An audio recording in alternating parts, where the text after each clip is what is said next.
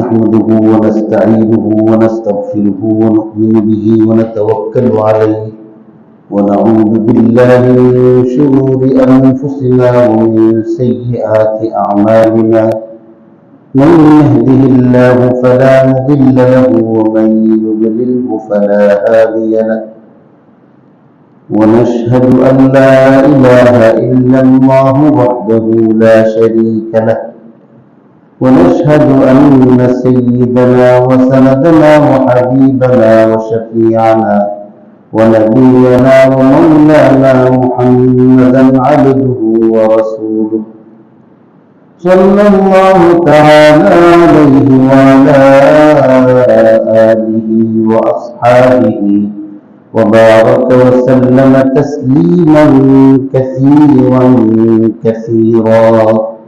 أرسله الله تعالى إلى كافة للناس بالحق بشيرا ونذيرا وداعيا إلى الله بإذنه وسراجا منيرا. أما بعد فقد قال الله تعالى في كلامه المجيد وفي فرقانه الحميد: أعوذ بالله من الشيطان الرجيم. بسم الله الرحمن الرحيم. قل لا يعلم من في السماوات والأرض الغيب إلا الله وما يشعرون أيان يبعثون بل ادارك علمهم في الآخرة بل هم في شك منها بل هم منها عمون. وقال الذين كفروا أإذا كنا ترابا وآباؤنا أئنا لمخرجون لقد وعدنا هذا نحن وآباؤنا من قبل إن هذا إلا أساطير الأولين. صدق الله مولانا العظيم وصدق رسوله النبي الأمي الكريم ونحن على ذلك لمن الشاهدين والشاكرين والحمد لله رب العالمين. اللهم صل على محمد وعلى آل محمد كما صليت على إبراهيم وعلى آل إبراهيم إنك حميد مجيد. اللهم بارك على محمد وعلى آل محمد كما باركت على إبراهيم وعلى آل إبراهيم إنك حميد مجيد.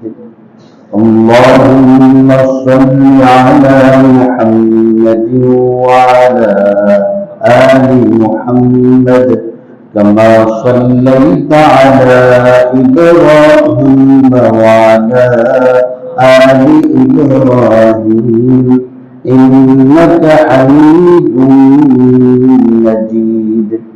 اللهم بارك على محمد وعلى آل محمد كما باركت على إبراهيم وعلى آل إبراهيم إنك حميد مجيد. اللهم صل على محمد وعلى آل محمد كما صليت على إبراهيم وعلى آل إبراهيم إنك حميد مجيد اللهم بارك على محمد وعلى آل محمد كما باركت على إبراهيم وعلى آل إبراهيم إنك حميد مجيد معزز محترم مربيان الكرام মুসল্লিয়ান ইকরাম আল্লাহ তাআলার কালামের আশিক মুসল্লি ভাইরা আল্লাহ পাক রব্বুল আলামিন নিঃসন্দেহে নেহায়েতি মেহেরবান করে আমাকে আপনাকে আল্লাহর ঘর মসজিদে আল্লাহর কালাম নিয়ে মাগরিবের নামাজের পরে কুরআন শরীফের কিছু আলোচনা করার এবং শোনার উদ্দেশ্যে বসার তৌফিক দিয়েছেন। এই জন্য আল্লাহর শুকরিয়া আদায় করি, আলহামদুলিল্লাহ। সূরা নামলের আজকে তেলাওয়াতকৃত প্রথম আয়াতটি আমাদের মুসলমানদের আকীদার সহিত সম্পৃক্ত। হাসরের দিন আকীদার বিচার হবে। একজন মুসলমান হওয়ার জন্য এবং তার মুসলমানিয়ত হেফাজত করার জন্য আকীদার জ্ঞান রাখা জরুরি। আকীদা মানে ধর্ম বিশ্বাস। আমি ইসলাম ধর্মের অনুসারী হিসাবে কোন কোন জিনিসের উপর কেমন ধরনের বিশ্বাস স্থাপন করা এবং বিশ্বাস পোষণ করা, লালন করা জরুরি। মুমিন মুসলমান হওয়ার জন্য এটা পূর্ব শর্ত জানা জরুরি। সংক্ষিপ্তভাবে ঈমানে মুজমালের মধ্যে আর এর চেয়েও আরেকটু বিস্তারিতভাবে ঈমানে মুফাসসালের মধ্যে আমরা এগুলি পাঠ করেছি। ঈমানে মুজমালের মধ্যে আমরা যে কালিমাটা পড়ি, আমানতু বিল্লাহি কামা হুয়া বিআসমাইহি ওয়া সিফাতিহি ওয়া ক্বাবিলতু জামিআ আহকামিহি ওয়া আরকানিহি। এই কালিমাগুলো আমাদের শুদ্ধ করে উচ্চারণ, আরবি উচ্চারণে শুদ্ধভাবে মুখস্থ রাখা এবং এর অর্থ অনুধাবন করা জরুরি। কিন্তু আফসোস, কালিমার এই শব্দগুলিও আমাদের সহি শুদ্ধভাবে আমরা উচ্চারণ করে আদায় করতে পারি, আদায় করার জন্য চেষ্টাও করি না। অনেকে আছে এটা পড়তে গিয়ে তাল মিলাইতে গিয়ে ভুল করে। আমানতু বিল্লাহি কামা হুয়া, কামা কামা আমানতু বিল্লাহি কামা হুয়া, আমানতু বিল্লাহি কামা হুয়া বিআসমাইহি ওয়া সিফাতিহি ওয়া ক্বাবিলতু জামিআ আহকামিহি ওয়া আরকানিহি। আল্লাহ তাআলা তার সমস্ত নাম এবং গুণাবলী সহ তিনি যেমন আছেন, আমি এমনভাবে তার উপর বিশ্বাস স্থাপন করেছি। আমানতু মানে আমি ঈমান আনলাম, বিশ্বাস স্থাপন করলাম। আমি বিশ্বাস করি মনে প্রাণে। কি? আল্লাহ, আল্লাহর প্রতি বিশ্বাস। কেমন? কামা, যেমন, হুয়া মানে তিনি, যেমন তিনি তার নাম এবং গুণাবলী নিয়ে প্রতিষ্ঠিত আছেন। মানে আমি আল্লাহর অস্তিত্ব বিশ্বাস করি, আমি নাস্তিক না, আল্লাহর অস্তিত্ব বিশ্বাস করি। আমি কেমন বিশ্বাস করি? যে আল্লাহ কিছু নাম আছে, আল্লাহ কিছু গুণাবলী আছে। নামের মধ্যে আল্লাহর কোনো শরীক নাই, গুণের মধ্যে আল্লাহর কোনো শরীক নাই। আমি গ্রহণ করলাম জামিআ আহকামিহি ওয়া আরকানিহি, ইসলাম ধর্মের এবং ঈমানের যত বুনিয়াদি স্তম্ভ রূপন, এই যে পিলারগুলি দেখতেছেন, 1 2 3 4 5 6টা পিলার, এই পিলারগুলিকেই আরবিতে রুকুন বলে, এক বচন, আর বহু রকম হলো আরকান, স্তম্ভ। যে ঈমানের বুনিয়াদি সমস্ত স্তম্ভ এবং ঈমানের সমস্ত আহকাম, আল্লাহর যত হুকুম আছে, তিনি যেগুলি মানতে বলছেন সেগুলি মাইনা, যেগুলি ছাড়তে বলছেন সেগুলি ছাড়বে। এই সব আমি গ্রহণ করি স্বেচ্ছায়, সব জ্ঞানে।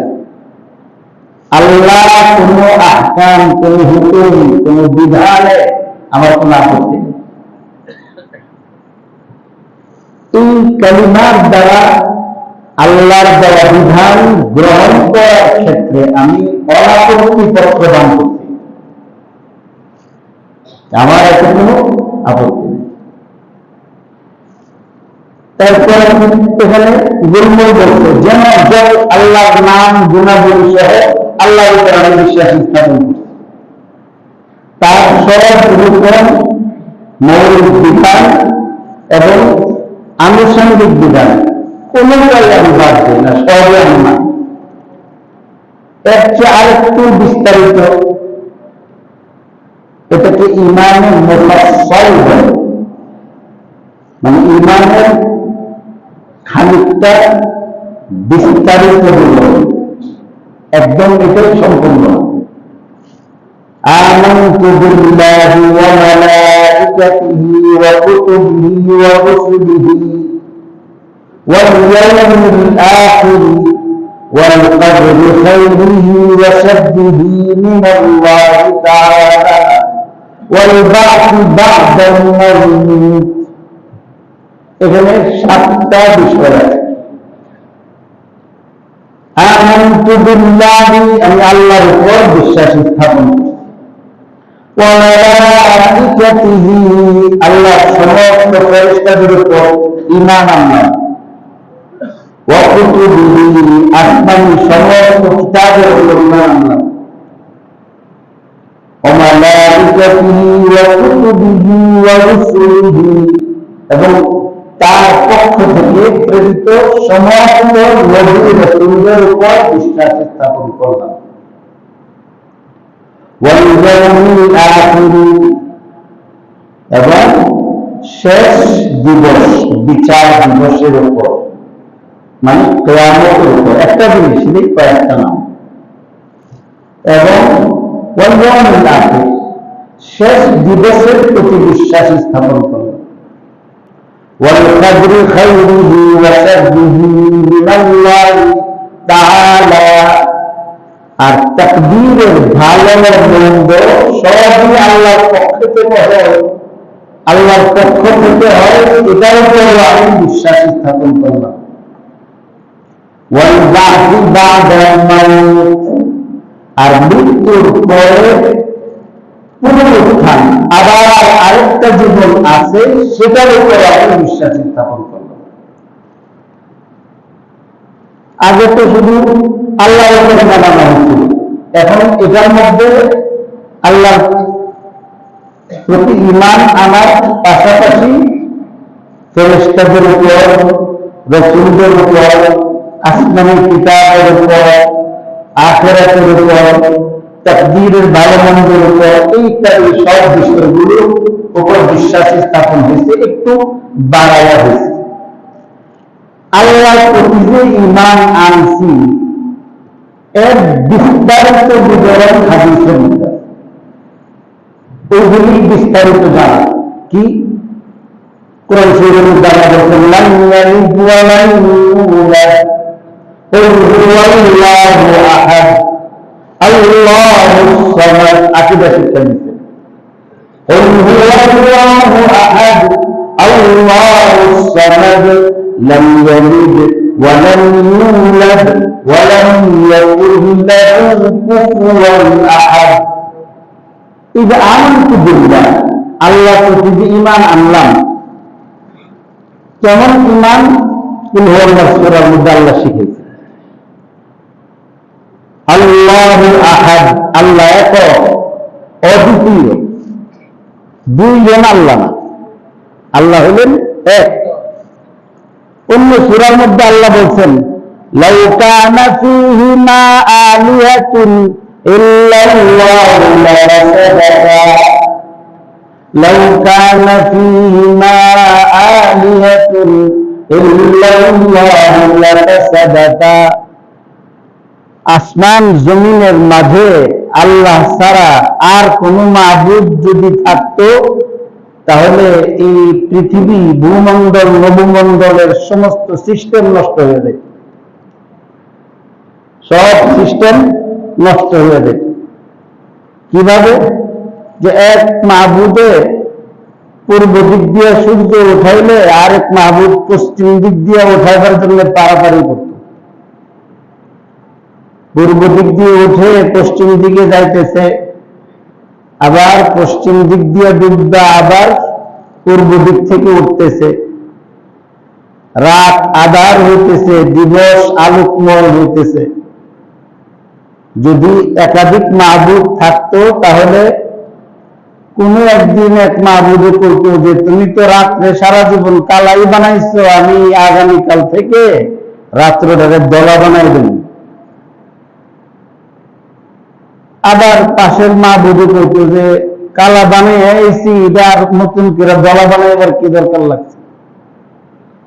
এরপরে দুইজনে বিশ্ব লাগতো, তখন একজনে মঙ্গল গ্রহ লিয়া ইডা মারত, আর একটা বৃহস্পতি লিয়া ইডা মারত, মাঝখানে হিলে ফাড়ায় বসাবসি, আপনার আর আমার কাম শেষ। তো পৃথিবীর সমস্ত নিজাম যে সুন্দর করে চলতেছে, আল্লাহ আমাকে আপনাকে বুঝবার জন্য আকীদা শিখাইছেন যে এই সুন্দর সিস্টেমে পরিচালিত হওয়াটাই এই কথার দলিল যে আল্লাহ ছাড়া আর কোনো মাবুদ নাই। কুল হুয়াল্লাহু আহাদ, একটা কথা বলছি।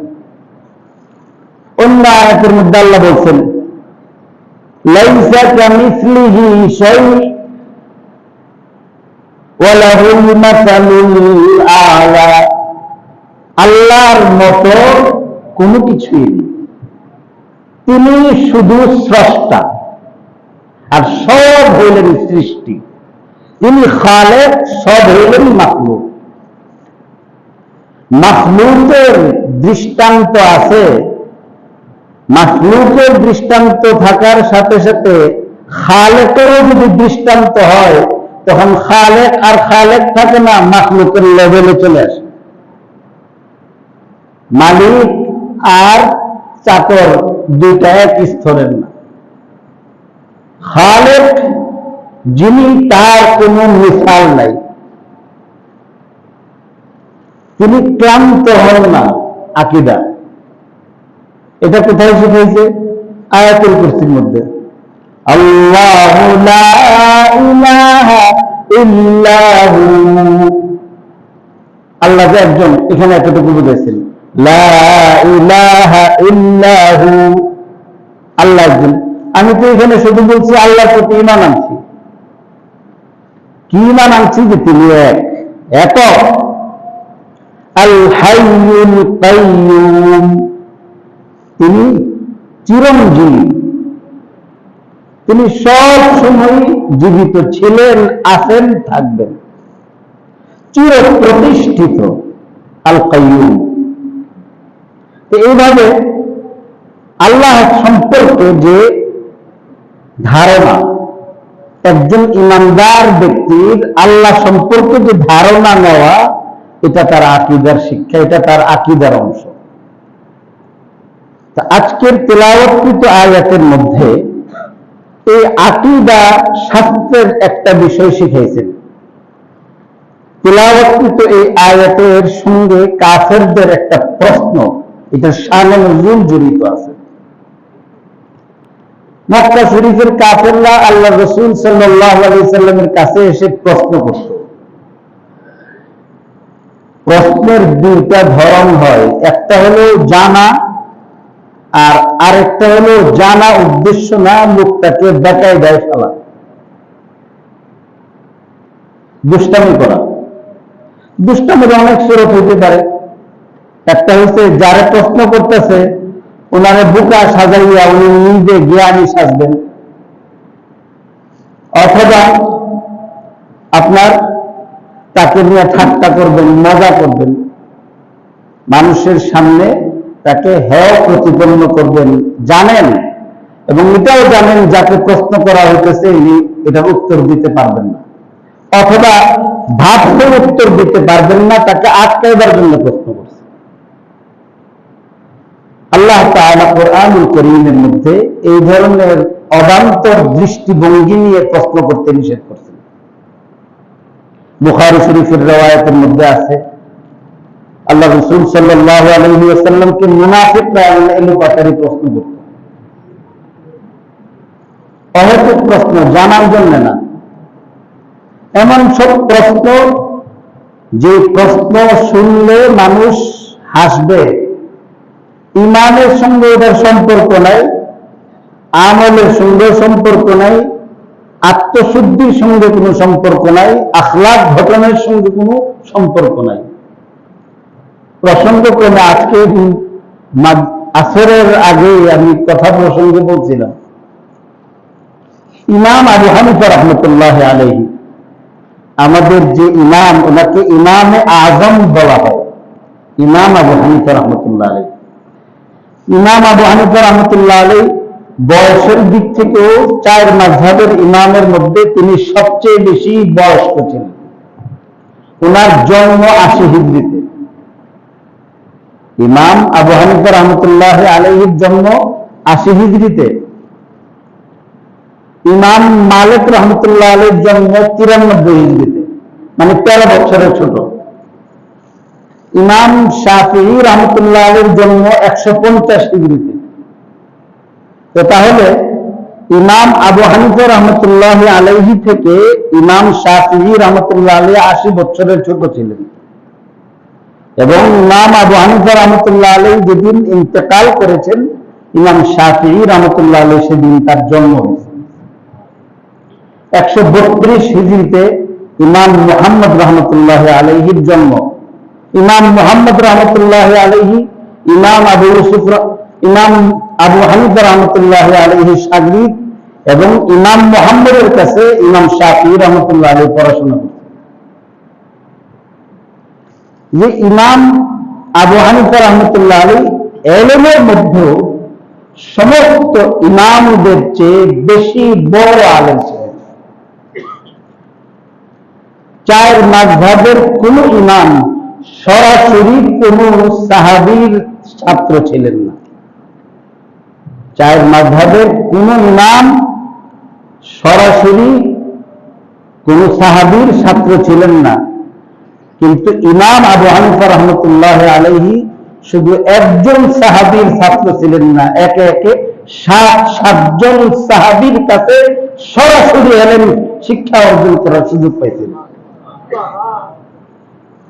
ইমাম আবু হানিফা রহমতুল্লাহ আলাইহি সম্পর্কে রাসূল করিম সাল্লাল্লাহু আলাইহি ওয়াসাল্লাম আগাম একটা ভবিষ্যৎবাণী করছিলেন।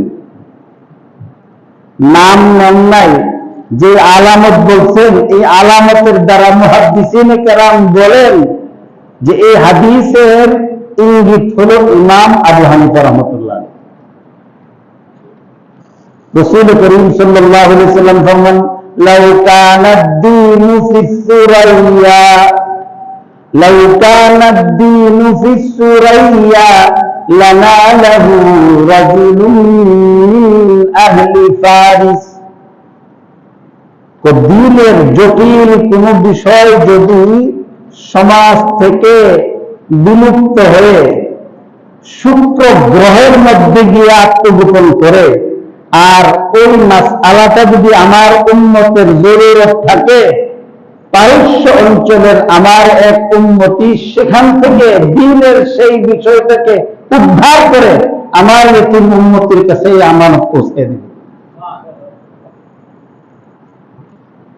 মুহাদ্দিসিন কিরাম বলেন যে এই হাদিসের মিসদাক ছিলেন ইমাম আবু হানিফা রাহমাতুল্লাহ আলাইহি।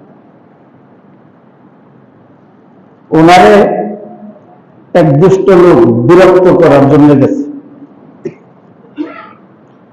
দুপুরে ঘুমানো হারাম, কাইলুলা করা সুন্নত। একদম নাক ডাক্কা ঘন্টা ঘন্টা ঘুমানো, যে এটাকে বুজুর্গি বলা হয় না। দুপুরবেলা খাওয়ার পরে কিছু সময় গড়াগড়ি করা, এটাকে কাইলুলা বলে।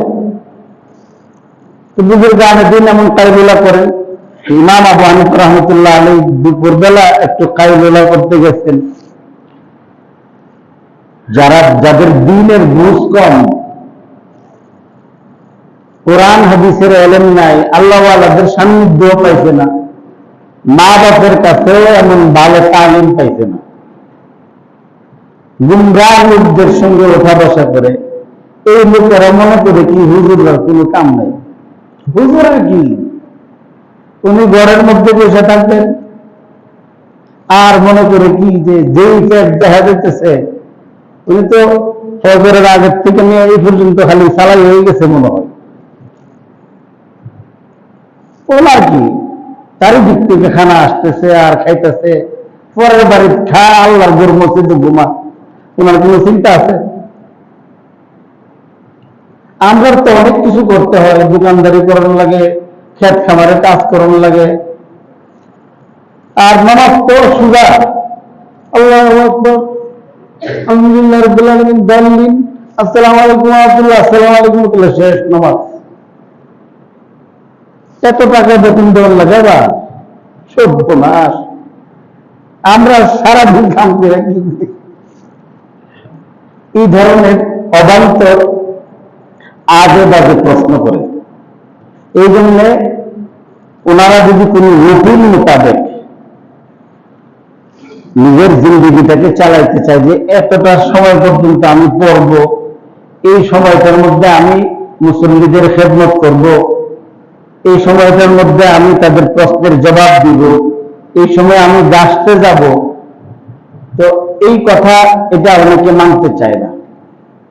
নামাজ পড়লে এখন উনি যাইবেন, উনি বাহিরের থেকে দৌড়ে আসছে, হুজুর দাঁড়ান, একটা মাসালা।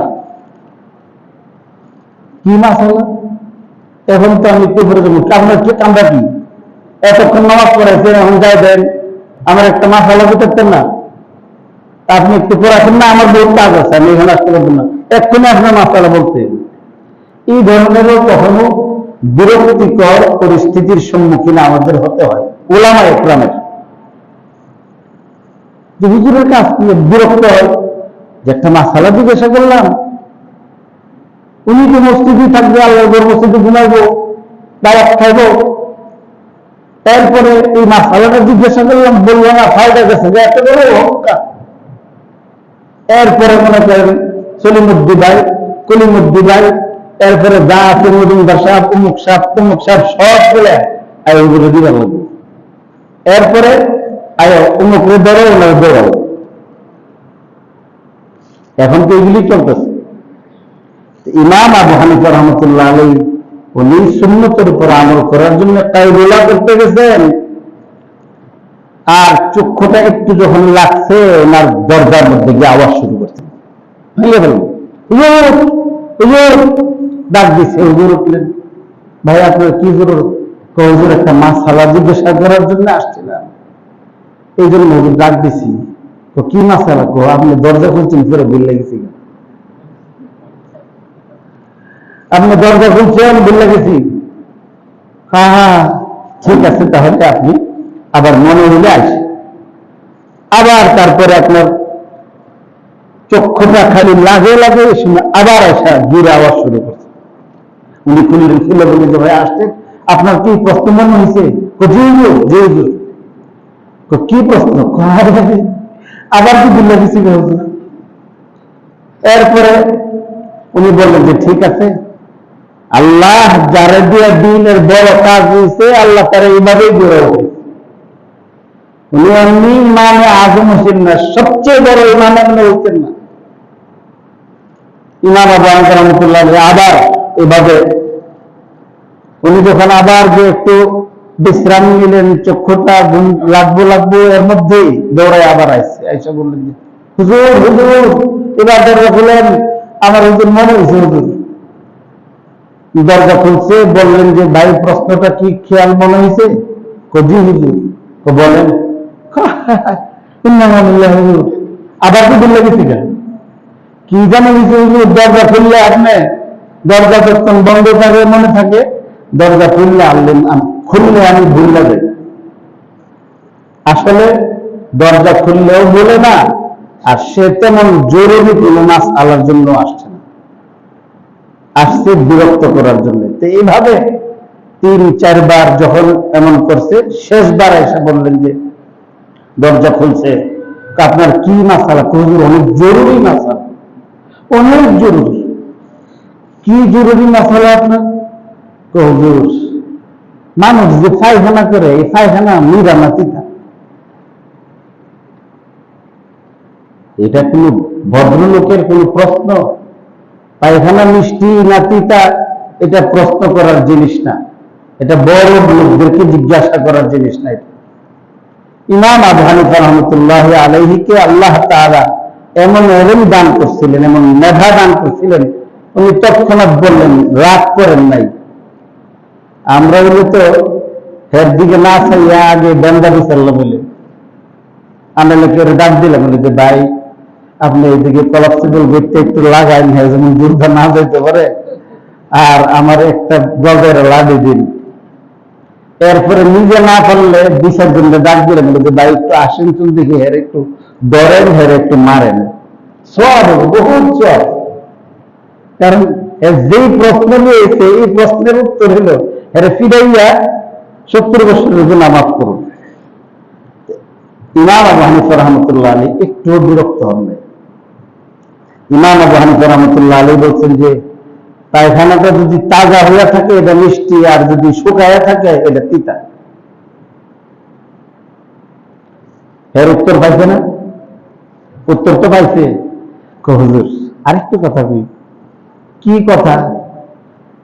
আপনি কেমনে বুঝছেন তাজাটা যে মিষ্টি আর শুকনাটা যে তিতা? আপনি কিভাবে বুঝছেন? মানে ইঙ্গিত দেওয়া বুঝাইতেছে যে আপনি কি কোনো সময় টেস্ট করছিলেন কিনা। ইমাম আবু হানিফা রাহমাতুল্লাহ আলাইহি যে ধরনের সে মূর্খ গাধা, এই জন্য গাধার প্রশ্ন করছে। আর ইমাম আবু হানিফা রাহমাতুল্লাহ আলাইহি আল্লাহ তাআলা ওনাকে অনেক উপরে বানাইছিলেন, এই জন্য উনি উত্তরটা কিভাবে দিছে। উনি বলেন যে দেখেন ভাই, মানুষ যদি খোলা জায়গার মধ্যে পায়খানা করে, তো পায়খানা করার সাথে সাথে এই পায়খানার মধ্যে মাছি এসে বসে। মাছি মিষ্টি না পাইলে কখনো বসে না।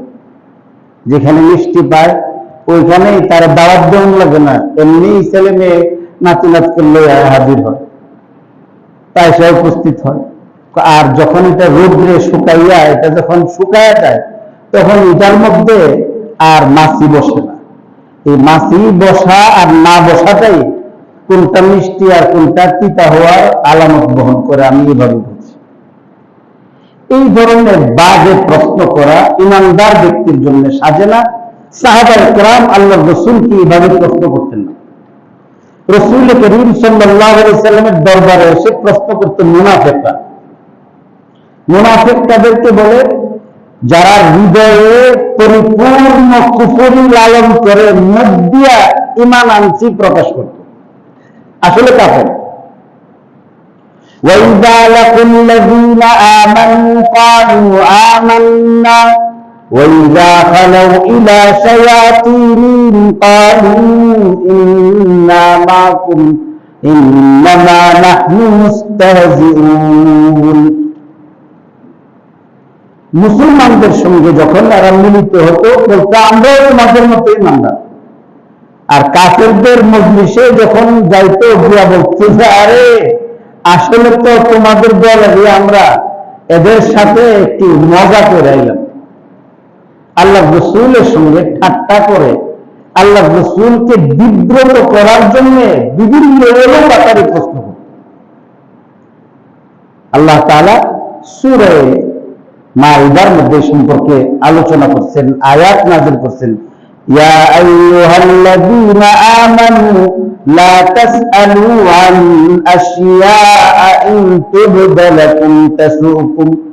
এমন এলোপাতারি প্রশ্ন করো না, যে প্রশ্নগুলি তুমি নিজেই জানো এমন প্রশ্নের সম্মুখীন হলে তোমার খারাপ লাগবে, তো এই প্রশ্নটা তুমি আমার নবী, আমার রাসূলকে, আমার হাবিবকে সেই প্রশ্ন করে তোমরা বিব্রত করো না।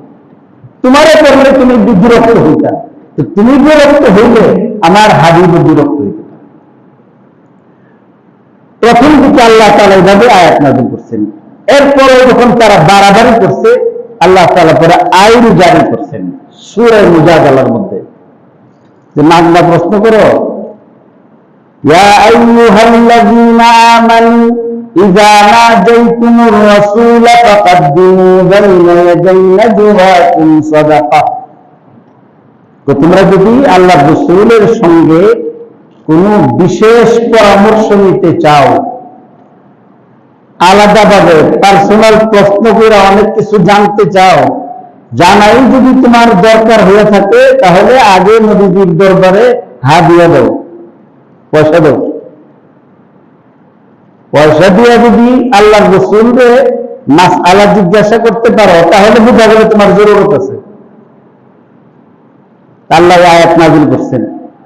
হযরত আলী রাদিয়াল্লাহু তাআলা আনহু, ওনার কাছে একটা দিনার ছিল, এই দিনারটাকে উনি 10 দিরহাম দিয়ে ভাঙাইলেন। ভাঙাইয়া কোরআন শরীফের এই একটা আয়াতের উপর এই আল্লাহর রাসূলের সাহাবায়ে কেরাম, তাবিঈন এবং কিয়ামত পর্যন্ত সমস্ত ঈমানদারদের মধ্যে শুধু হযরত আলী এই আয়াতের উপর আমল করতে পারছেন, এর আগে কেউ করতে পারে না। হযরত আলী চলে যাওয়ার পরে কিয়ামত পর্যন্ত আর কেউ এই আয়াতের মধ্যে আমল করার সুযোগ পাইত না। এককভাবে তিনি এটার উপর আমল করছেন, একটা আয়াত। এই আয়াত নাযিল হয়েছে, হযরত আলী ভাঙাইলেন, টাকা ভাঙাইয়া একটা দিরহাম নিয়ে আল্লাহর রাসূলের কাছে দিলেন, দিয়া মাসআলা জিজ্ঞাসা করছে। আবার আরেকটা দিরহাম দিলেন। তো এইভাবে হযরত আলী রাদিয়াল্লাহু তাআলা আনহু মাসআলা জিজ্ঞাসা করছেন। কিন্তু তখন তো সাহাবায়ে কেরামের অবস্থা এত সচ্ছল ছিল না। তো সাধারণ দুঃখী দরিদ্র সাহাবায়ে কেরাম, গরীব যারা, তারা আর আল্লাহর রাসূলের মাসআলা জিজ্ঞাসা করতে যায় না, যেহেতু আল্লাহ বলছেন মাসআলা জানতে হইলে আগে ফিস দাও, হাদিয়া পেশ করো। হাদিয়াও পেশ করতে পারে না, আর মাসআলাও জানতে পারে না। তো সাহাবায়ে কেরাম আল্লাহর কাছে কত প্রিয় ছিল, সাহাবীর কষ্ট হয়ে গেছে, আল্লাহ তাআলা আল্লাহর দেওয়া হুকুম গ্রহণ করে পরে বলছেন যে এখন থেকে আর তোমাদের পয়সার বিনিময়ে আল্লাহর রাসূলকে মাসআলা জিজ্ঞাসা করে জানতে হইতো না। তো অন্যরা এই আয়াতের উপর আমল করার আগে আগে আল্লাহ তাআলা এই আয়াতের তেলাওয়াত বাকি রাখছেন, কিন্তু হুকুমটাকে আল্লাহ রহিত করে দিয়েছেন। এরপরে কাফেররা, মুনাফিকরা, মুশরিকরা আল্লাহ পাক রব্বুল আলামিনের এই হাবিবকে, আমার নবী, আপনার নবী মুহাম্মদুর রাসূলুল্লাহ সাল্লাল্লাহু আলাইহি ওয়াসাল্লামকে প্রশ্ন করত। একবার এসে আল্লাহ রাসূলের কাছে প্রশ্ন করছেন, মাতা তাকুমুস সাআহ, হুজুর কিয়ামত কোন সময় হবে? আল্লাহ পাক রব্বুল আলামিন কিছু এমন জিনিস তৈরি করে রেখেছেন, এমন কিছু বিষয় আল্লাহ গোপন করে রাখছেন, যেগুলো আল্লাহ ছাড়া আল্লাহর কোন মাখলুক যেগুলো জানে না। এটা আল্লাহ পাক রব্বুল আলামিনের গোপন ভান্ডার। এই ভান্ডারের চাবিটা আল্লাহ পাক রব্বুল আলামিন তার নিজের কাছেই রাখছেন। এর মধ্যে একটা হলো অদৃশ্য এলেম, গায়েবের এলেম। গায়েবের এলেম এটা আল্লাহ পাক রব্বুল আলামিন, আমরা যে বলছিলাম আমানতু বিল্লাহি কামা হুয়া বিআসমাইহি ওয়া সিফাতিহি ওয়া ক্বাবিলতু জামিআ আহকামিহি ওয়া আরকানিহি ওয়া ক্বাবিলতু জামিআ আহকামিহি। তো আল্লাহ তাআলার যে নাম আর আরেকটা হলো আল্লাহর গুণাবলী। কিছু হলো আল্লাহর জাতি নাম আর কিছু হলো আল্লাহ তাআলার সিফতি নাম। তো আল্লাহর সিফত, সিফত মানে বৈশিষ্ট্য। তো বৈশিষ্ট্যগত যে নাম আছে, আল্লাহর যে স্পেশাল কিছু বৈশিষ্ট্য আছে, এর মধ্যে একটা বৈশিষ্ট্য হলো তিনি অদৃশ্য জ্ঞানের অধিকারী। অদৃশ্য জিনিস তিনি একমাত্র জানেন। তিনি ব্যতীত না আসমানের কোন মাখলুক জানে, না জমিনের কোন মাখলুক জানে, কেউ এটা জানে না। হুয়াল্লাহুল্লাযী লা ইলাহা ইল্লা হু আলিমুল গায়বি ওয়াশ শাহাদাতি হুয়ার রাহমানুর রহিম। হুয়াল্লাহুল্লাযী লা ইলাহা ইল্লা হু, তিনি আল্লাহ, যিনি ব্যতীত আর কোন মাবুদ নাই। তার পরিচয় কি? আলিমুল গায়বি, অদৃশ্য জ্ঞানের অধিকারী তিনি। অদৃশ্য জিনিস আমার আপনার দৃষ্টির আড়ালে যা আছে, এই সব জিনিস কেউ না জানলেও আল্লাহ পাক রব্বুল আলামিন জানেন। আল্লাহ যে জিনিসগুলি জানেন কাউকে জানান নাই, ওই জিনিসগুলির অন্যতম একটা হলো কিয়ামত কোন সময় হবে। তো কিয়ামত কোন সময় হবে এটা আল্লাহ নিজের কাছে এটা রেখে দিয়েছেন। না জিবরাইলকে জানাইছেন, না তার মুকাররব কোন ফেরেশতা জানে, না কোনো মানুষ জানে, না কোনো দানব জানে, না কোনো নবী জানে, না কোনো রাসূল জানে। এটা আল্লাহ জানান নাই। আল্লাহ পাক রব্বুল আলামিন এটা তার নিজের কাছেই সংরক্ষণ করে রাখছেন। কিয়ামত কোন সময় হবে এটার সাথে আমার আত্মশুদ্ধির কি সম্পর্ক আছে? কিয়ামত কোন সময় হইব না হইব, না কবরের মধ্যে এরকম প্রশ্ন হবে, না হাসরের মধ্যে প্রশ্ন হবে, না কিয়ামত কোন সময় হবে এটা আমার নামাজ শুদ্ধ হওয়ার জন্য জানান জরুরি, না আমার উযু শুদ্ধ হওয়ার জন্য জানান জরুরি, না আমার আত্মশুদ্ধি সংশোধন লাভ করার জন্য জরুরি। এটার সাথে নামাজ, রোজা, হজ, যাকাত, কবর, হাসর, সিরাত, মিজান কোন কিছুর সঙ্গে এটার কোনো কিনা সম্পর্ক নেই। এটা আল্লাহ পাক রব্বুল আলামিন তার কাছে রাখছেন। ঈমান আনা জরুরি আল্লাহর উপরে, নবীর উপরে, আসমানি কিতাবের উপরে। এটার উপর ঈমান না এনে উল্টা প্রশ্ন করতেছে, ইয়া মুহাম্মদ মাতা তাকুমুস সাআহ, কিয়ামত কোন সময় প্রতিষ্ঠিত হবে, কিয়ামত কোন সময় হলো? আপনি তো বলেন যে মরার পর একটা জগৎ আছে, এই আসমান একদিন ভেঙে পড়বে। ইযাস সামাউন ফাতারাত, আপনি বলতেছেন যে আকাশ একদিন ভেঙে পড়বে।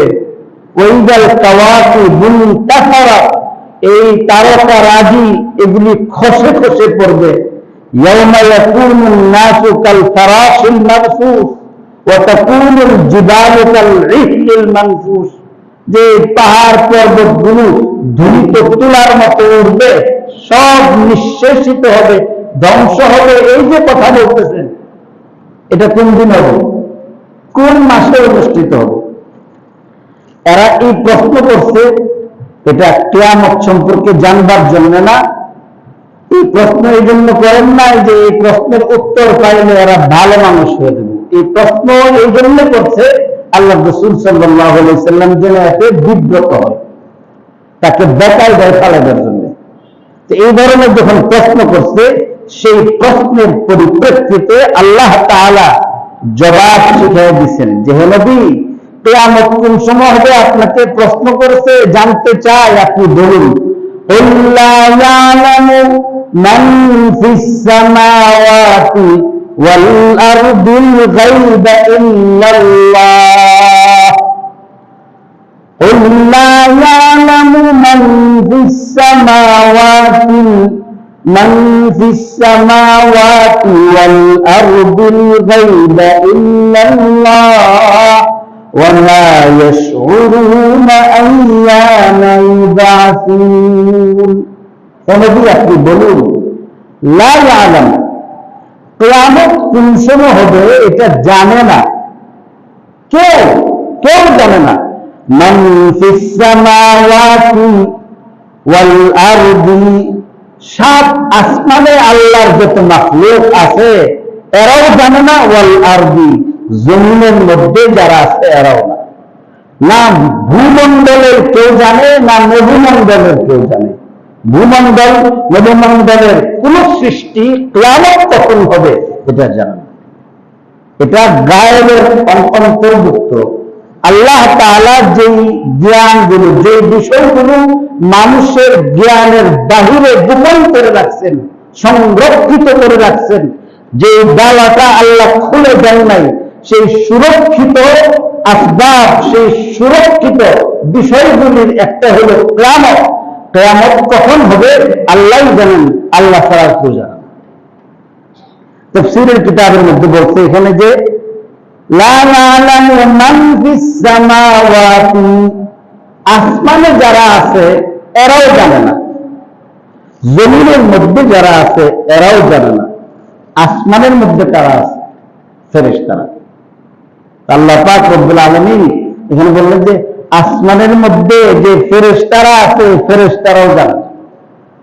জমিনের মধ্যে মানুষ আছে, দানব আছে, শিক্ষিত আছে, অশিক্ষিত আছে, নারী আছে, পুরুষ আছে, বিভিন্ন মতাদর্শের লোক আছে, বিভিন্ন যোগ্যতা সম্পন্ন ব্যক্তি আছে, অনেক মেধাবী ব্যক্তি আছে, মেধাহীন আছে, বৈজ্ঞানিক আছে, সাধারণ লোক আছে, শিক্ষক আছে, ছাত্র আছে।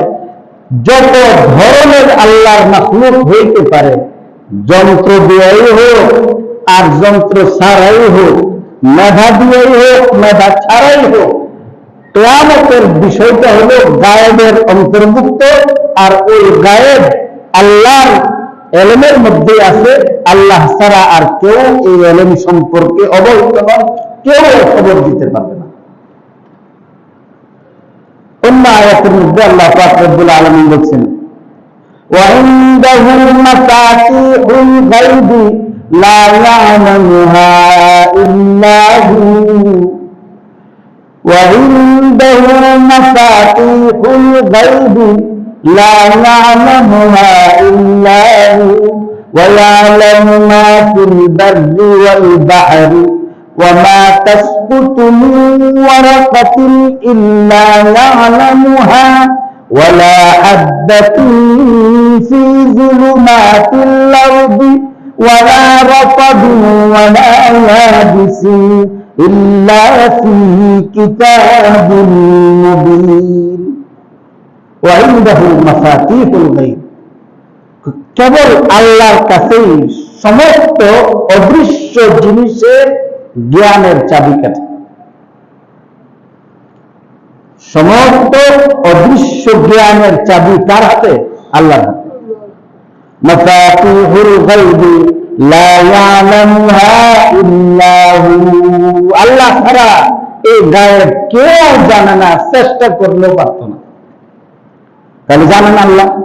ওয়া ইয়ালামু মা ফিল বাররি ওয়াল বাহর, এটা আল্লাহর বৈশিষ্ট্য, এটা সৃষ্টির বৈশিষ্ট্য না, যে তিনি জানেন মা ফিল বাররি ওয়াল বাহর, স্থল ভাগে, স্থলের মধ্যে কোথায় কোনখানে কি আছে না আছে, কার কি জরুরত আছে এটা আল্লাহ জানেন। জলের মধ্যে কোন সৃষ্টি কি অবস্থা বিরাজ করতেছে, কার কি দরকার আছে না আছে এটা তিনি জানেন এবং সময় মতো সকলের জরুরত জায়গা মতো তিনি সরবরাহ করতেছেন। وَيَعْلَمُ مَا فِي الْبَرِّ وَالْبَحْرِ وَمَا تَسْقُطُ مِنْ وَرَقَةٍ إِلَّا يَعْلَمُهَا। আফ্রিকার জঙ্গলের গভীর অভ্যন্তরে অ্যামাজন, যেখানে সূর্য ঢুকছে না, আলো ঢুকছে না, এমন অন্ধকার জঙ্গলের ভিতরের ছোট্ট একটা গাছের শুকনা পাতাও যদি পড়ে, আল্লাহ পাক রব্বুল আলামিন সেটাও জানেন। ওয়ালা হাব্বাতুন ফি যুলুমাতিল আরদ, আর জমিনের মধ্যে যুলুমাতিল আরদ ভূপৃষ্ঠের অমাবস্যা পূর্ণিমার মধ্যে ক্ষুদ্রাতি ক্ষুদ্র কোনো দানা যদি পড়ে, পৃথিবীর কোনো কিছু যদি এটাকে ক্যাচ নাও করতে পারে, খালি চোখে যদি এটা নাও দেখা যায়, আল্লাহ পাক রব্বুল আলামিন সেটাও দেখেন, সেটাও জানেন। আমি গত সপ্তাহে বলছিলাম যে আল্লাহ তাআলা একজন মানুষকে যে সৃষ্টি করেন, একটা শুক্রের পরিমাণটা এত ক্ষুদ্র যে খালি চোখে তো দেখা যায় না, অনুবীক্ষণ যন্ত্র দিয়ে ওটা দেখা যায় না, অনুবীক্ষণ যন্ত্র দিয়ে এটাকে 4 কোটি গুণ জুম করলে, বড় করলে তখন বোঝা যায় যে এখানে একটা বিন্দু আছে। এত এত ক্ষুদ্র, এই ক্ষুদ্র জিনিসটার ভিতরে একটা মানুষের শরীরের যত অঙ্গ প্রত্যঙ্গ আছে, এই সবগুলো আল্লাহ তাআলা ওই পানির ফুটাটার ভিতরে ঢোকায় দিচ্ছেন। কোনখানে চোখটা আছে, কোনখানে পাটা আছে, কোনখানে হাড় আছে, কোনখানে তার আঙ্গুল আছে, কোনখানে তার ফুসফুস আছে, এই সব কিছু পৃথিবীর কোন যন্ত্র দিয়ে কোন মাখলুক না দেখতে পাইলেও আল্লাহ পাক রব্বুল আলামিন দেখতে পান। আল্লাহর বৈশিষ্ট্য। এই জন্য বলছে কিয়ামত কোন সময় হইব, কিয়ামত দিয়ে তুই কি করবি? আল্লাহ রাসূলের কাছে এক লোক এসে বলছে যে মাতা তাকুম মুসা, সাহাবী প্রশ্ন করছে। সাহাবী প্রশ্ন আর কাফেরের প্রশ্ন এক না। আবার ঠিক এই প্রশ্নটা হযরত জিবরিলও করছেন। হাদিস শাস্ত্রে লক্ষ লক্ষ হাদিসের মধ্যে 5টা হাদিসকে মৌলিক হাদিস বলা হয়। এর মধ্যে একটা হাদিসকে বলা হয় হাদিসে জিবরিল। হাদিসে জিবরিল, হযরত জিবরিল আলাইহিস সালাতু ওয়াস সালাম ওই যে আপনার এলো পাতারে প্রশ্ন করতো আল্লাহর রাসূলের মুনাফিকরা, নবীজির কষ্ট হইতো, আল্লাহ তাআলা এই কষ্ট দমন করার জন্য আয়াত নাযিল করেছেন। ভিন্ন ভিন্ন আমি 2টা আয়াত বলছি। আরেক জায়গার মধ্যে বলছেন যে মিয়া নবীর সাথে কথা বলতে একটু হিসাব করে কথা বলো, বেয়াদবি হইলে নিজের আমল সব কিছু বরবাদ হয়ে যাবে, তোমার কিন্তু খবরও থাকবে না। সাহাবায়ে কেরাম ভয় করে গেছেন, ভয়ে আল্লাহ রাসূল আর জিজ্ঞাসা করেন ঈমান। আল্লাহ রাসূল সাল্লাল্লাহু আলাইহি ওয়াসাল্লাম কি প্রশ্ন করে না ভয়ে যে আমার আমল আবার বরবাদ হয়ে যায়? আল্লাহ তাআলা সাহাবায়ে কেরামের এই কষ্ট দেখে দয়া লাগছে, হযরত জিবরিল রে মানুষের আকৃতি দিয়ে আল্লাহ রাসূলের কাছে পাঠিয়েছেন। হযরত জিবরিল হযরত দিহিয়াতুল কালবি রাদিয়াল্লাহু তাআলা আনহুর আকৃতি নিয়ে নবীজির দরবারে আসতেন। এখানে আপনারা হজ করছেন বা উমরা করছেন কয়জন? হাত তোলেন তো দেখি। এই যে দেখেন, মাশাআল্লাহ। যারা গেছেন রিয়াদুল জান্নাহ আছে, আপনারা যারা গেছেন আল্লাহ আপনাদেরকে বারবার যাওয়ার তৌফিক দেন। আর আমাদের যে ভাইয়েরা গেছে না, আল্লাহ তাআলা ওনাদেরকে খুব দ্রুত সময়ের মধ্যে সেখানে হাজিরি দেওয়ার তৌফিক দান করেন। রাসূল করিম সাল্লাল্লাহু আলাইহি সাল্লামের রওজার সাথে যে রিয়াদুল জান্নাহ, রিয়াদুল জান্নাহর মধ্যে 7টা এমন পিলার আছে। এই পিলারগুলির উস্তুয়ানা বলে আরবিতে। আবার আরেকটা কিন্তু আজকে আমি বলছি আরকান, রুকুনও বলে। এর মধ্যে একটা উস্তুয়ানা আছে, এটার নাম হলো উস্তুয়ানায়ে জিবরিল। উস্তুয়ানায়ে জিবরিল, উস্তুয়ানায়ে জিবরিল হইল এই পিলারটার মধ্যে হযরত দিহিয়াতুল কালবির আকৃতি নিয়ে, আমি পাওটা সরার মধ্যে নিয়েন না, তো হযরত জিবরিল আলাইহিস সালাম এইভাবে এই পিলারের মধ্যে হেলান দিয়া পা এভাবে ছড়াইয়া বসে থাকতেন। সাহাবায়ে কেরাম জানতেন যে জিবরিল আলাইহিস সালাম, জানতেন। কত বড় সৌভাগ্যবান! সমস্ত ফেরেশতাদের সম্রাটকে সমস্ত নবীদের সম্রাটের কাছে পাঠাইছে আল্লাহ। আর ওনার শিষ্য যারা আছে ওনারা দুনিয়ার বুকে খালি চোখে নবীর দরবারে হযরত জিবরিলের মতো ফেরেশতারে দেখতে পেয়েছে। এখন তো এই দরজাটা বন্ধ করে রাখে, কত ধরনের দুষ্টমি আরম্ভ হয়েছে।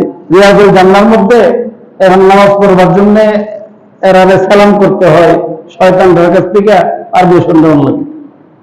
এবং যে দিক দিয়ে নেওয়া যায় এর পাশেই একটা দরজা আছে, এই দরজাটার নাম হলো বাবে জিবরিল। আমাদেরকে যে এখন যে দরজা দিয়া ঢুকাইয়া রিয়াজুল জান্নায় নামাজ পড়া, এটার নাম হলো বাবুল নিসা, বিদআতের দরজা। রাসূল করিম সাল্লাল্লাহু আলাইহি ওয়াসাল্লামের সময় উম্মাতুল মুমিনিন যারা নারীরা আল্লাহ রাসূলের কাছে আসলে এটা বাড়ির পেছনের দিক, এদিক দিয়ে ঢুকতো। আর এর পাশেই আছে বাবে জিবরিল, হযরত জিবরিল এদিক দিয়ে আল্লাহ রাসূলের কাছে দরবারে আসতেন। যে দিক দিয়ে তিনি আসা যাওয়া করতেন, এই দরজাটার নাম হয়ে গেছে বাবে জিবরিল। আমাদের কপাল কত খারাপ, আজকে এই দরজা দিয়ে আমাদের ঢোকার কোন সুযোগ নেই, ঢুকতে পারি না, দরজা লাগাই রাখছে, বন্ধ করে রাখছে। হযরত জিবরিল এখানে এসে বসে থাকতেন এবং আল্লাহ রাসূল সাল্লাল্লাহু আলাইহি ওয়াসাল্লামের সাহাবায়ে কেরাম দেখতেন। তখন জিবরিল একদিন প্রথমবার যখন সরাসরি আসছেন, আল্লাহ রাসূলের মজলিস পুরা ভরা, সাহাবায়ে কেরাম আল্লাহ রাসূলকে নিয়ে বসে আছেন, উনি সবার শেষে আসছে। পেছন থেকে এসে চুলগুলি খুব কালো, কাপড়টা খুব সাদা, এবং সকলের শেষে এসে পেছনে না বসে সবাই দিন গাইয়া আল্লাহ রাসূলের কাছে আসা শুরু করছে। তো স্বাভাবিকভাবে এটা একটা ব্যতিক্রম আচরণ করছে। হযরত উমর রাদিয়াল্লাহু তাআলা আনহু এই জায়গার মধ্যে উপস্থিত আছেন। উনি বলেন, তালা আলাইনা রাজুলুন শাদীদু বায়াদিস সিয়াবি শাদীদু সাওয়াদিস শার লা ইউরা আলাইহি আসারুস সাফারি ওয়া লা ইয়ারিফুহু মিন্না আহাদুন হাত্তা জালাসা ইলান নাবিয়্যি সাল্লাল্লাহু আলাইহি ওয়াসাল্লাম فأسند ركبتيه إلى ركبتيه ووضع كفيه على فخذيه فقال يا محمد أخبرني عن الإيمان।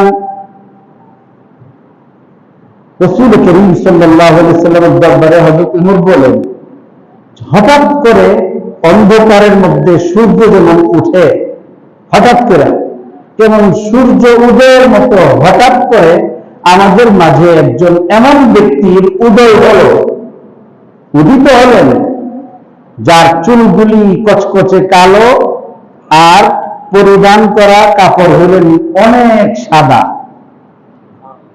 সাদা কাপড় পরিহিত।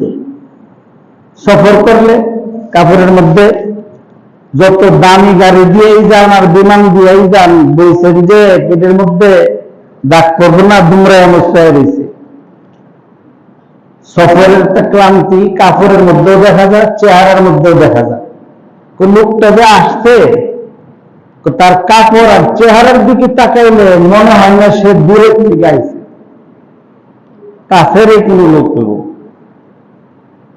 অথচ আমাদের এই তল্লাটের কেউ তারা চিনে না।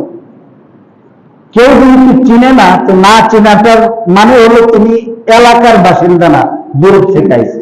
আবার দূরের থেকে যদি আসে তো কাপড়ের মধ্যে যে কোনো ময়লাও নাই, বাঙ্গাও নাই, চেহারার মধ্যে যে কোনো ক্লান্তি নাই। সবাই অবাক হয়ে রয়েছে। কোন সময়টাতে? যে সময়ে সাহাবায়ে কেরাম একটা লুঙ্গি গলার মধ্যে বেঁধে আর নিচে দিয়ে ধৈরা সারা শরীরের সতর ঢাকবার জন্য লুঙ্গি ছাড়া পাঞ্জাবি করার সুযোগ ছিল না, এত দুঃখ। এই সময়ের মধ্যে এমন ভালো সুন্দর কাপড় পরে যদি কেউ আসে সবার দৃষ্টি আকৃষ্ট হবে, আর আল্লাহ এটাই চাইছেন। এইভাবে অনেকগুলি উল্টা পাল্টা কাজ করাইছেন। হুজুর সাল্লাল্লাহু আলাইহি ওয়াসাল্লামের কাছে সোজা আসতেন, অনেকগুলি প্রশ্ন করছেন। প্রশ্ন করার শেষ পর্যায়ে তিনি প্রশ্ন করলেন, আখবিরনি আনিস সাআহ। হে মুহাম্মদ, নাম নিয়ে বলতেছি। এখানে সাহাবায়ে কিরামদের বলতেছেন যে লোকটার তো কোনো আদব লেহাজ নাই, নবীজির নাম নেই, কেমনে আবার নাম নিয়ে বলতেছি। আখবিরনি আনিস সাআহ, কিয়ামত কোন সময় অনুষ্ঠিত হবে, কিয়ামত কখন হবে? যে লোকটা এইভাবে অপরিচিত রূপ নিয়ে সুন্দর কাপড় পইরা জোয়ান কচকচে চুল নিয়ে আল্লাহ রাসূলকে প্রশ্ন করছে, তিনি জিবরিল ছিলেন। পরে আল্লাহ রাসূল বলে দিচ্ছেন। তো হযরত জিবরিল এখানে প্রশ্ন করছেন যে কিয়ামত কোন সময় হবে, আর এখানের মধ্যে কাফেররাও প্রশ্ন করছে যে কিয়ামত কোন সময় হবে। আবার সাহাবীও কি করছে, প্রশ্ন করছে যে কিয়ামত কোন সময় হবে। তো প্রশ্ন কিন্তু তিন ধরনের এখানের মধ্যে হয়েছে। কাফেররা প্রশ্ন করছে জানার জন্য না, মানার জন্য না, বুঝে বুঝে আল্লাহর রাসূলকে কষ্ট দেওয়ার জন্য।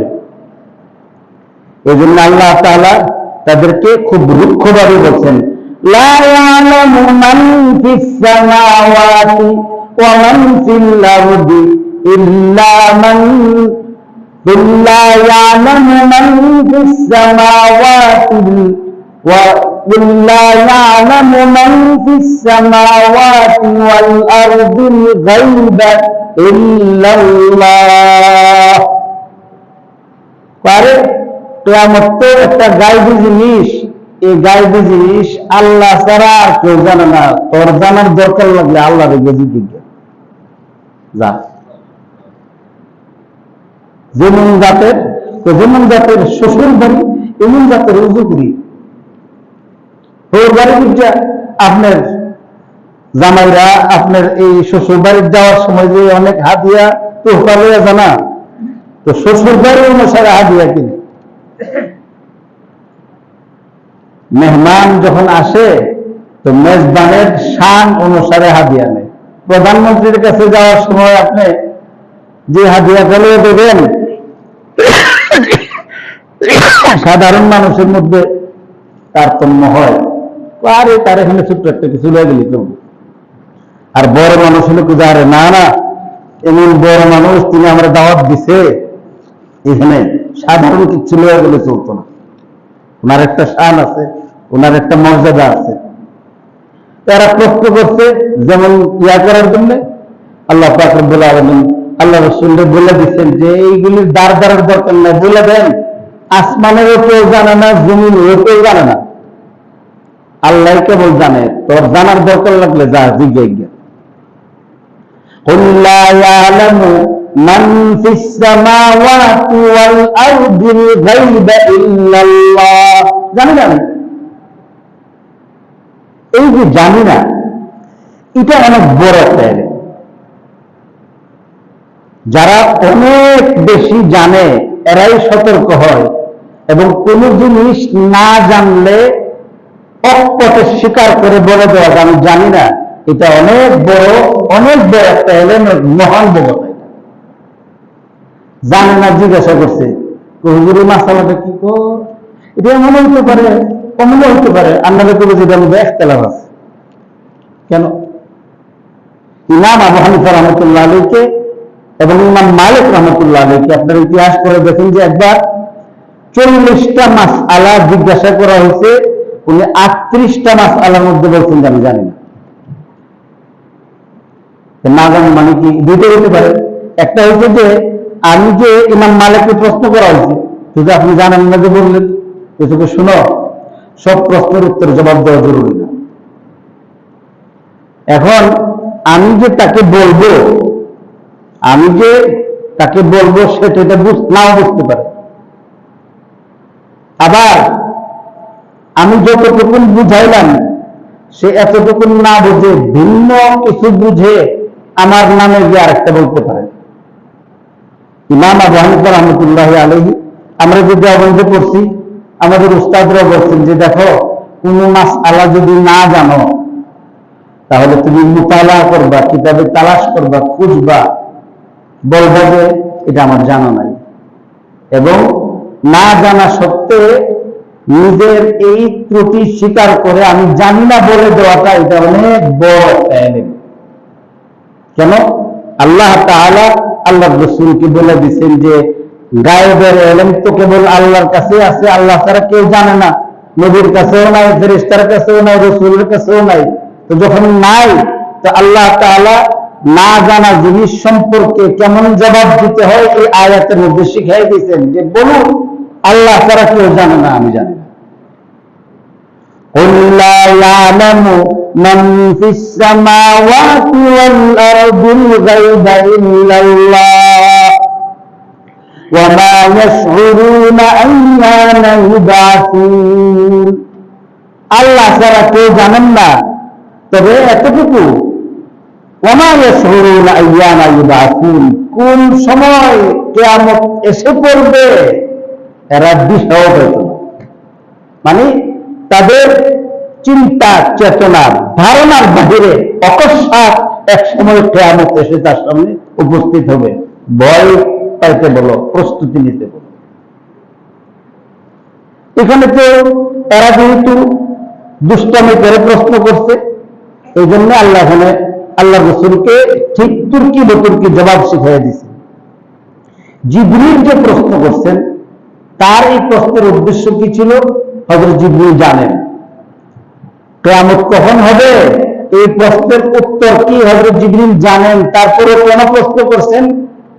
আল্লাহ রাসূল ওই প্রশ্ন উত্তর পর্বের শেষে আল্লাহ রাসূল নিজেই বলছেন ইন্নাহু জিবরিল আতাকুম ইউআল্লিমুকুম দীনাকুম, যে ইনি জিবরিল ছিলেন যিনি সুন্দর সাদা কাপড় পরে এমন আগন্তুকের রূপ নিয়ে এখানে এলো পাতারে প্রশ্ন করেছিল, তোমরা অবাক হয়েছ।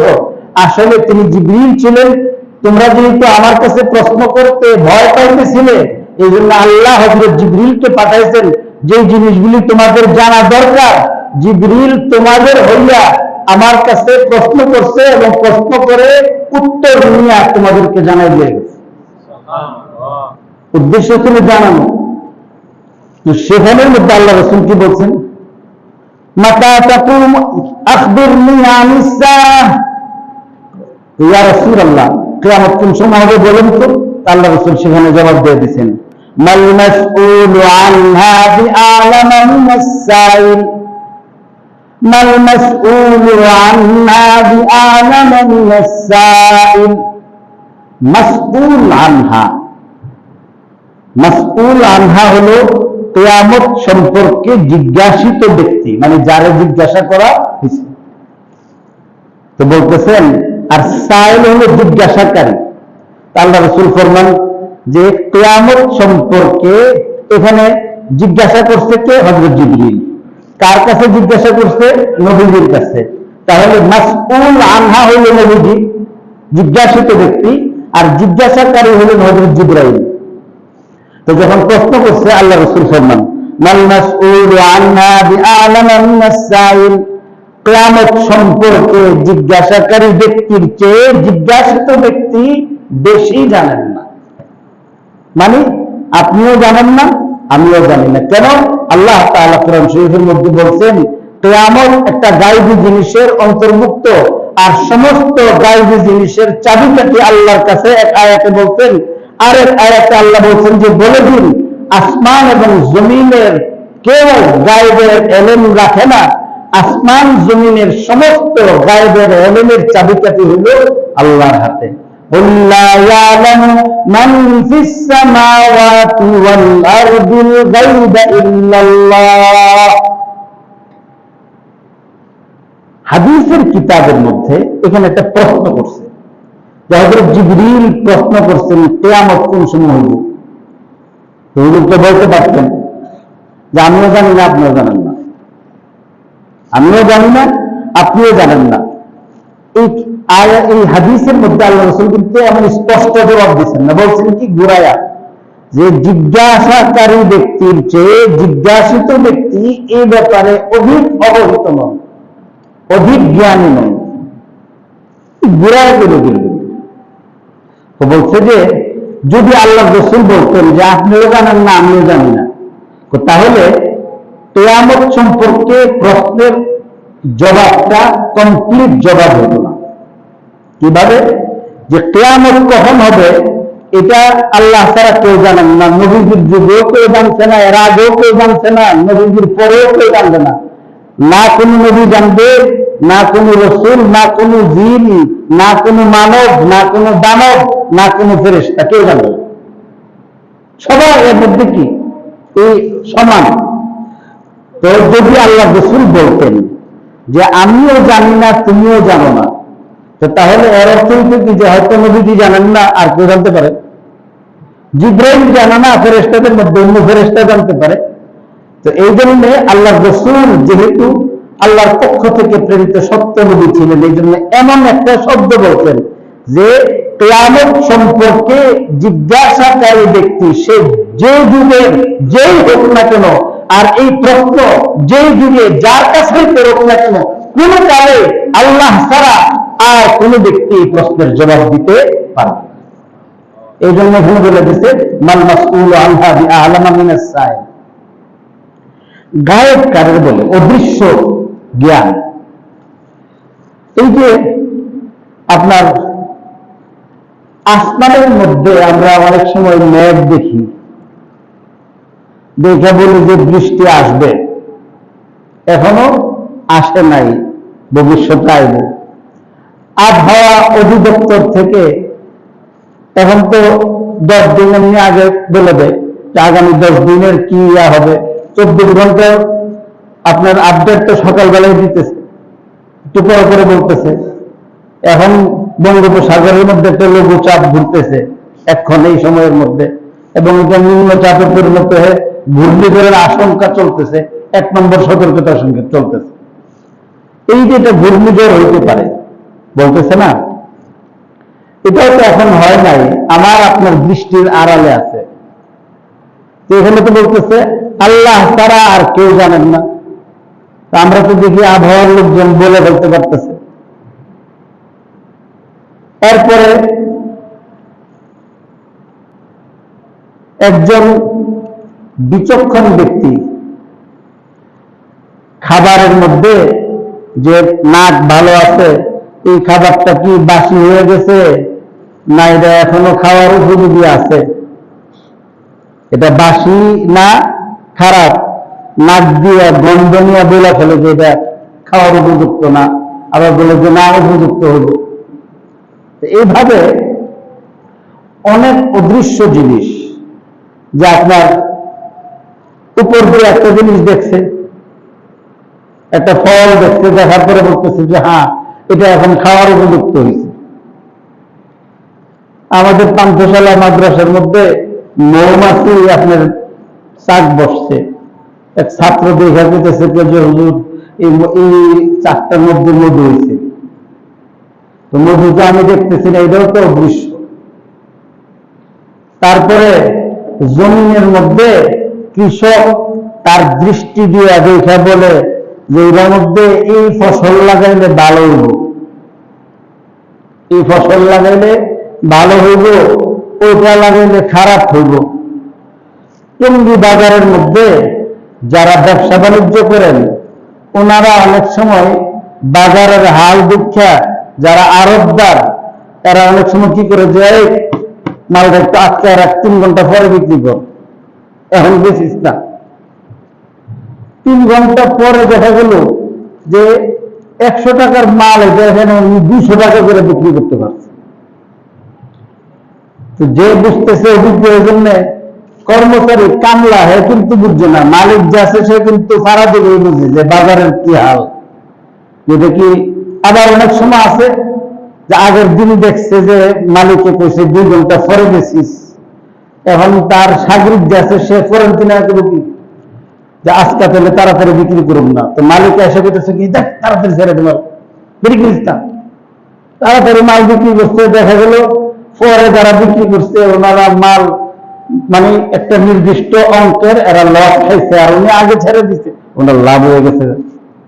এই লস লাভটা যেটা ছিল এটাও তো উনি আপনার দেখতে দিচ্ছে না, এটি হাতে আসার আগেই কিন্তু উনি বলে ফেলছেন এবং দেখা গেছে এমন হয়ে গেছে। তাহলে এখানে যে বলবো যে আসমানের এবং জমিনের কেউ গায়েব জানে না, আমরা তো দেখি জানে, আমরা তো দেখি জানে। এরপরে আপনার আড়াল দেওয়ালের অপর প্রান্তে আওয়াজ দিতেছে মানুষে অনেক সময় বাচ্চারা কুকুর ছাগল বিড়ালের আওয়াজ করে,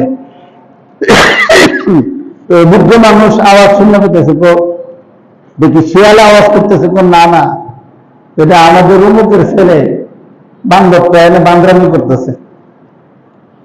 কুকুরের আওয়াজ দিচ্ছে, কুকুরের আওয়াজ শুনে আমি বুঝতেছি এটা কুকুরের আওয়াজ, গরু আওয়াজ করছে গরুর আওয়াজ বুঝি। মানুষের মধ্যে দেওয়ালের অপর প্রান্ত থেকে আওয়াজ শুনে আমরা মানুষ শনাক্ত করি যেটা উন্মুখের আওয়াজ, যেটা তুমুকের আওয়াজ। এগুলো তো আমার আপনার দৃষ্টির আড়ালেই থাকে। তো তাহলে গায়েব কারে বলে? আল্লাহ তো এখানে বলতেছেন আল্লাহ ছাড়া গায়েবের এলেম আর কারোর কাছে নাই। এই জন্য কিতাবের মধ্যে গায়েবের একটা ব্যাখ্যা দিছে। এই ব্যাখ্যাটা যদি জানা হয় তাহলে এবং এই ব্যাখ্যা অনুসারে আমল করলে আমাদের এই দেশের মধ্যে নবীজি এলমে গায়েব জানেন না না জানেন এটা নিয়ে বেদাতীদের সঙ্গে বিরাট বড় একটা মারামারি। আসলে এখানে মারামারি ছিল। গায়েব বলা হয় পঞ্চ ইন্দ্রিয়র সহযোগিতার মাধ্যমে যে জিনিসটা জানা সম্ভব না।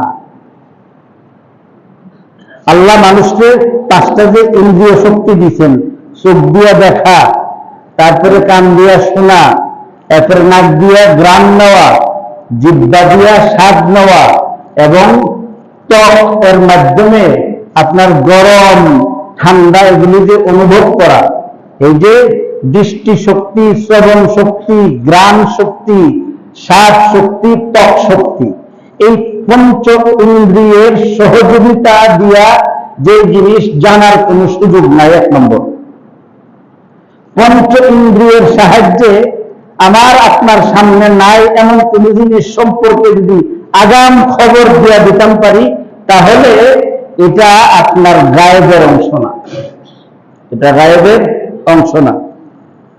একজন মানুষ আপনার বাড়িতে মেহমান আসলে আপনাকে নিজে খান না, কোনা খাইতাম না, কেন? আমার পেটটা বেশি ভালো না, পেটের মধ্যে এভাবে আওয়াজ দিছে, ডেপ ডেপ করতেছে, আপনার পেটে তো গ্যাস পড়ছে। গ্যাস তো পেটের ভিতরে, আপনি তো কিছুই দেখতেছেন না। তো তাহলে আপনি কিভাবে আপনি বললেন যে আপনার পেটের মধ্যে গ্যাস আছে? তো খালি দৃষ্টির আড়ালে থাকলেই এটা গায়েব না। আমার আপনার দৃষ্টির আড়ালে থাকলেও এটা এটা আমাদের জ্ঞানের সহযোগিতায় বিবেক বুদ্ধি দিয়া যেটাকে আয়ত্ত করা যায়, যে জিনিস জানা যায়, এটাও গায়েবের অংশ না। যে জিনিস ওহীর মাধ্যমে জানাইলে জানে অথবা ইলহামের মাধ্যমে আল্লাহর পক্ষ থেকে আল্লাহ ওয়ালাদের কলবের মধ্যে যে বিষয়ের জ্ঞান ঢাল্লা দিচ্ছেন, কলবের সহযোগিতায়, ইলহামের সহযোগিতায় যেটা জানে, এটাও গায়েব না। এর মানে কি? জ্ঞান অর্জন করার যত মাধ্যম আছে, এই মাধ্যমবিহীন কোন জিনিস জানা এটাকে গায়েব বলে। তো দুনিয়ার মধ্যে ধরেন যে আবহাওয়ার যে পূর্বাভাস বলতেছে, এটা মানুষের জ্ঞানের সহযোগিতায় এবং আকাশের গতিবিধি, তারকার গতিবিধি দেখে এরা বুঝে যে এই কক্ষপথে চলতে চলতে কোন তারকাটা কোন জায়গায় গেলে কি অবস্থা হতে পারে। এটা আল্লাহর দেওয়া সেই সৃষ্টিগুলো দেখে আল্লাহর দেওয়া বিবেক ব্যবহার করে আগাম একটা বলতেছে, তাও নিশ্চিত না ব্যতিক্রম হতে পারে। এটা গায়েব না। চোখ দিয়ে দেখা বলে বলছে যে আপনার মনের অবস্থা তো ভালো না, আপনার তো মনটা মনে হয় খারাপ। আমার মন তো আমার আগে চামড়া, এই চামড়ার পরে হলো আমার গুস্ত, গুস্তের পরে হলো হাড্ডি, এই হাড্ডির ভিতরে হলো আমার মন, এই মনের ভিতরে আমার কি আছে এটা আপনি কেমনে দেখলেন? এটা কিভাবে দেখছে? যে মানুষের চেহারাটা হলো আপনার মানুষের মনের আয়না। দিলের মধ্যে আঘাত লাগলে চেহারার মধ্যে এটা ফুটতে ওঠে। তো চেহারার হালাত দেখে চেহারার সঙ্গে আপনার দিলের কানেকশন আছে, সম্পর্ক আছে। ওই চেহারা দেখে দিলের অবস্থা বলে দিচ্ছে যে আপনার অবস্থাটা ভালো না। মাদ্রাসার ছাত্ররা হেফজখানায় যারা পড়ে এরা অনেক সময় মাথা নিচের দিকে দিয়ে আর কথাবার্তা বলে। হেফজখানার ছেলেপেলেরা তো আসলে অর্থ বুঝে না, বাচ্চা মানুষ। তো এই ছেলে পড়তেছে না কথা বুঝতেছে, হুজুররা দূরের থেকে কিভাবে বুঝে? পড়লেও টুকলরে, কথাগুলো টুকলরে। তো এরা এইভাবে মাথা নয় ঝিল্লে ঝিল্লে কথা শিখে। কেমনে? সাকিব আল হাসান কত রান করছে একটা, এইভাবে ঝুল্লাইতেছে আর বলতেছে। আর একটা কবিতা কি খেলছুই নারী, আজকে কোনানে খেলা চলতেছে, এই দেখছেন কি করতেছে, দেখতেছে কিনা, এইভাবে ঝুল্লাইতেছে আর কোরআন শরীফের দিকে তাকায় তাকায় কথা বলতেছে। তো হুজুররা দূরের থেকে দেখে, দেখা তার চেহারার হাল দেখে যে সে যে পড়তেছে, ঠুক লড়াইতেছে, হাসতেছে কিনা। তো যখন হাসি দেয় তখন এই হাসি দীক্ষা বুঝে যে এই বাচ্চাটা আসলে কোরআন শরীফ পড়তেছে না, কোরআন শরীফের দিকে মাথা নোয়াইয়া একটা আরেকটার সাথে কথা বলতেছে। এই যে কথা, এটা ওনার কাছে গায়েব ছিল, কিন্তু চোখ দিয়া তার চেহারার অবস্থা হাসি দেখা বলে ফেলছে সে কথা বলতেছে। এই জন্য এটা গায়েব না। কেন? যে এটা চোখের সাহায্যে, হাসির সাহায্যে তার কাছে যেটা ছিল না এটা বুঝতে পারছে, ধরে নিয়ে আসছে।